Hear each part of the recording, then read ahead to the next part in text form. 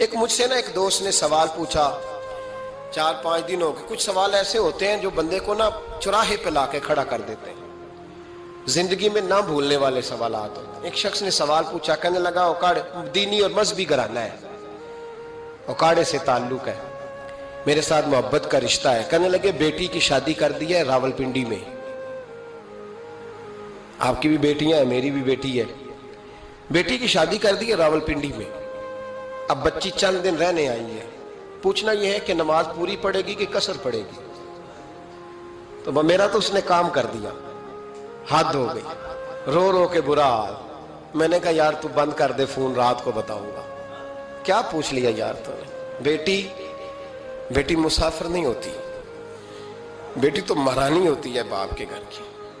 اور بیٹی مطلب کیسے بتاؤں کہ دل کرتا ہے کہ بیٹی وہ صرف ہنسے, وہ روئے کبھی نہ.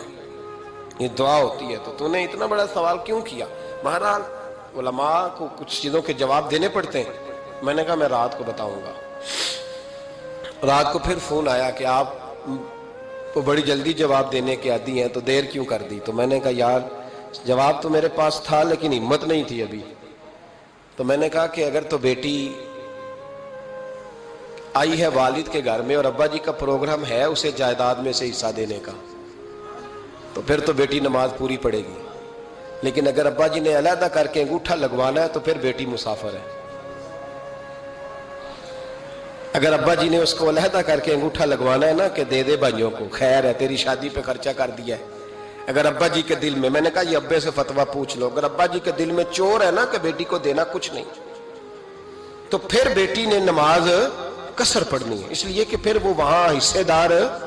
اس کی دلیل حضرت عثمان غنی رضی اللہ تعالیٰ عنہ حج کے لیے تشریف لے گئے تو لوگوں نے حضرت عثمان غنی سے کہا کہ نبی پاک بھی قصر نماز پڑھتے تھے, حضرت عمر بھی حج کے موقع پر قصر پڑھتے, حضرت ابو بکر بھی, آپ کیوں پوری پڑھتے؟ فرمایا ان کا مکے میں گھر کوئی نہیں تھا, میرے تو پورے کے پورے باغ ہیں, تو میں یہاں مسافر نہیں ہوں, میں یہاں مقیم ہوں. تو اگر تو بیٹی کا حصہ بھی ہے ابا جی کے گھر میں تو پھر وہ نماز پوری پڑے گی. لیکن اگر ابا جی نے اللہ تعالیٰ خیر فرمائے بیٹوں کے حق میں فیصلہ سنا دیا ہے اور انہوں نے بیٹی سے کہہ دیا ہے کہ چھوڑ, جو بیٹیاں حصہ لیتی ہیں ان کے بھائی نہیں ملتے تو نہ ملے بھائی, کوئی عرض نہیں. ضروری ہے ظالم بھائیوں سے رابطہ رکھنا جو کھا جائے بہنوں کا حصہ. والد ظالم ہے, ظالم ہے باپ, بیٹے کو حصہ دیتا ہے بیٹی کو نہیں دیتا. اور یہ 1.5 مربے والے جاگیردار کی بات نہیں کر رہا جس کا 4 مرلے کا مکان ہے, اس کی بیٹی کا بھی حصہ بنتا ہے. کیوں کھاتے ہو بیٹیوں کا حصہ؟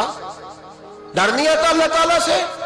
کیوں کھاتے ہیں لوگ بیٹیوں کا حصہ؟ جب اللہ رسول نے رکھا ہے تو کیوں کھا جاتے اور پھر کہتے ہیں جناب